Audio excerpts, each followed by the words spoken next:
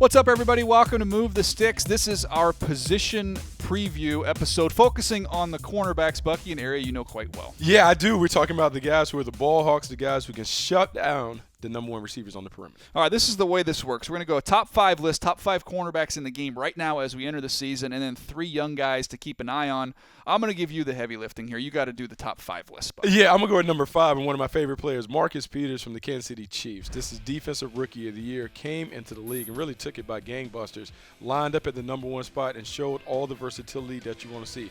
There you see the ball hawking skills, his ability to make plays on the ball from press or from off. How can you focus with those Ravens uniforms, Buck? I mean, they're bad. That is gross. He made sure that they knew that they were bad by taking that pick 6. Also, his versatility. When I watch him, his ability to play press, off, bail, play inside or outside. Marcus Peters can do everything that you want to see for the position. But the thing that I really love about him, his eyes, his ability to clue the quarterback. It's uncommon for young guys to be comfortable enough to make plays on the ball in that manner.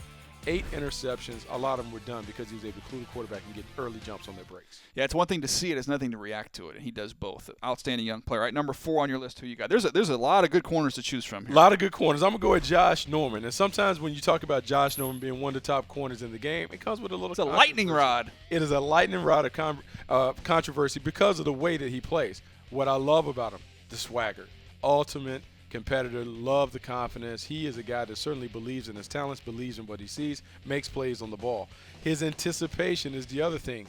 He does a great job of reading patterns, deciphering what's happening in his area. He anticipates what the quarterback is going to throw, and then he makes plays on it. And it comes to his last thing, his instincts. The guy just plays on raw gut, his feel, his ability to decipher everything and go with it. It's uncommon for some cornerbacks. I'm going to give him a 4th thing, and that's the ball skills. He's got freaky high-point ball skills you saw in that last pick. All right, top 3, Bucky. Who made it? I'm going to go Darrelle Revis. And, look, he's coming on the backside. He's down the back 9 of his career, but he is still the gold standard in terms of being the shutdown corner. He is a guy that has been able to do so many different things. When you look at his technique, flawless. He does a great job of locking up people and press and off, can play inside, can play outside. He's everything that you want to see. Great football IQ in terms of being able to see what the offense is trying to do, reading routes, playing what the wide receiver is trying to do. He does that better than anybody that I've seen in the game. And then his overall awareness, his ability to be around the ball, whether it's picking up loose fumbles, making plays on errant throws. He does all of those things. Is one of the reasons why he's still one of the best corners, even though he's lost some of his athleticism and talent. 2 quick questions on Revis. Number 1, you think he could be a great safety as he gets through his career? I think so, because those last attributes, IQ and awareness, will make him a great safety. And last, if it's 18-hole career, what hole is he on right now? I would say he's probably on hole 13. Okay, so he's still got some got work a couple to do. more, but I think he's on 13. I think he's coming down to the end. All right, here you go. All right, now we get to the top 2 here. I know there's 2 big names out there. How'd you sort these guys? You know, it's tough because it depends on, do you want the better athlete or the better playmaker within the system? I'm going to go with Patrick Peterson at number 2. Patrick Peterson really came on last year, bounced back from a subpar 2014, played at a high level. Part of the reason that he is one of the guys that should be at the top of the board, his playmaking ability. When he gets his hands on the ball, he makes things happen. His vision, his ability to see what the quarterback is seeing, anticipate the balls, but it's his overall athleticism that really impresses me the most. You won't find a better athlete on the perimeter. This is a guy that probably could be a natural wide receiver in the league. He's already been a Pro Bowl kick returner. You put all of that into play at the corner and put him in man-to-man, you see how he's able to put all those skills together and become one of the best players in the game. All right, that leaves one name here, Bucky, and it's one we know well out here on the West Coast. You know, I'm going to go with Richard Sherman as my number 1, and part of the reason is because he's done it for so long. You talk about a guy who has 26, 28 career interceptions, always has a feel for getting it. Ultimate competitor, a guy that is feisty on the edge. He takes on the challenge of dealing with the number 1s. People said that he couldn't travel, so he started traveling last year. There you see the ball skills. Gets his head around, understands how to press the receiver to the sideline, makes plays when they're to be made, and then it's his length. With the league evolve into a league where you have so many big basketball types on the perimeter, you need someone who's long and rangy. At 6'3" with long arms, Richard Sherman can certainly challenge those guys. All right, the way we do this, Bucky, is I get a chance here to point out a snub. I got to hand it to you. I thought you nailed it. I thought you got the 5 best guys right there. One name I think just keep an eye on for this year is Stephon Gilmore from Buffalo. I think he's got all the tools.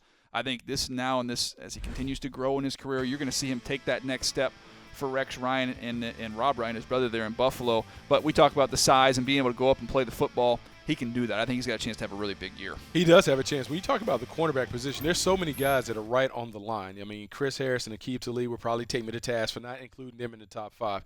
There you have Jason Verrett, Malcolm Butler. You talk about Stephon Gilmore. Darius Slay has been in the conversation. And we've even neglected Joe Hayden. Joe Hayden has 1 year. We don't even kind talk of slipped about off a little bit. Yeah, but there are a ton of guys that can vie for that 5th and final spot. I'm excited to see how those guys play in the fall. All right, I got young guys. I got to give you some young guys to keep an eye on here. 3 rookies. I know Eli Apple has been nicked up, but look, I think he's going to have a chance to play a prominent role for the Giants this year.